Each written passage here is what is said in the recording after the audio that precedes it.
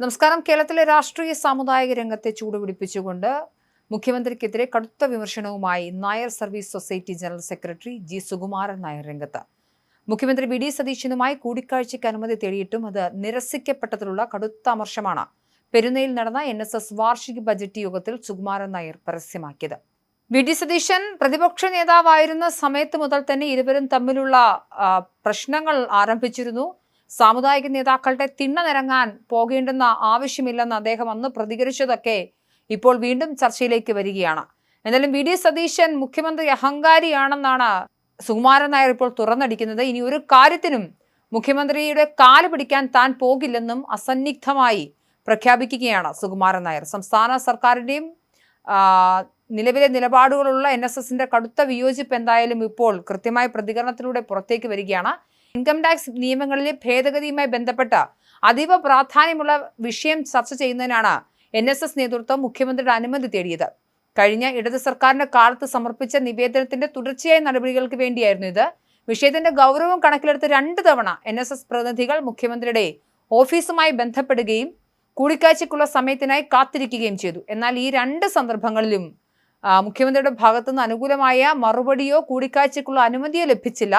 തങ്ങളെ മനഃപൂർവ്വം അവഗണിക്കുകയാണെന്ന ബോധ്യം വന്നതോടെയാണ് പെരുന്നയിൽ വെച്ച് സർക്കാരിനെതിരെ സുകുമാരൻ നായർ ആഞ്ഞടിച്ചത്.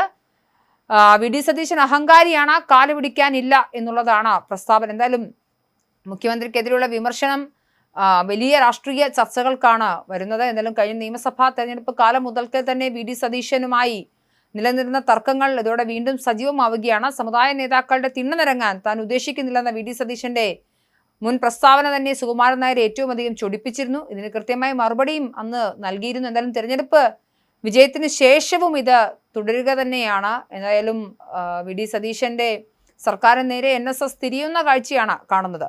ഈ രാഷ്ട്രീയ സാഹചര്യങ്ങളിൽ മുന്നണിക്ക് എന്തായാലും വലിയ തലവേദനയാകുമോ എന്നുള്ളതാണ് ചർച്ച. സാമുദായിക സമവാക്യങ്ങളിൽ വലിയ സ്വാധീനമുള്ള NSS നേതൃത്വം പരസ്യമായ അതൃപ്തി പ്രകടിപ്പിച്ചത് വരും ദിവസങ്ങളിൽ വലിയ രാഷ്ട്രീയ ചർച്ചകൾക്ക് വഴിവെക്കുമെന്നുള്ളതാണ് ഉറപ്പ്.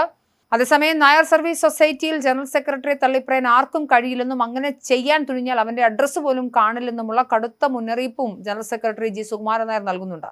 മുൻമന്ത്രിയും പത്തനാപുരത്തെ പരാജയത്തോടെ മുൻ MLAയുമായി മാറിയ KB ഗണേഷ് കുമാറിനെ NSS ഡയറക്ടർ ബോർഡിൽ നിന്നും പുറത്താക്കിയതിന് പിന്നാലെയാണ് സംഘടനയ്ക്കുള്ളിലെ അപ്രമാദിത്വം വ്യക്തമാക്കുന്ന സുകുമാരൻ നായരുടെ വിട്ടുവീഴ്ചയില്ലാത്ത പ്രതികരണവും കഴിഞ്ഞ കുറച്ച് മണിക്കൂറുകൾക്ക് മുൻപ് പുറത്തുവരുന്നത്.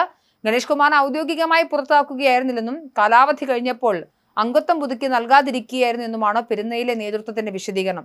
NSSൽ ജനാധിപത്യമില്ലെന്ന് ആരെങ്കിലും പറയുമോ എന്ന ചോദ്യത്തോടെയാണ് സുകുമാരൻ നായർ വിമർശകരുടെ വായടപ്പിച്ചത്.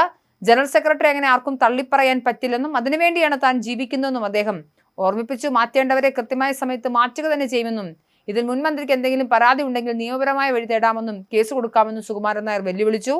എന്തായാലും മുൻ MLAയ്ക്കും മന്ത്രിക്കുമെതിരെയും നിലവിലെ മുഖ്യമന്ത്രിക്കെതിരെയും ഒക്കെ നിലപാട് കടുപ്പിക്കുകയാണ് സുകുമാരൻ നായർ.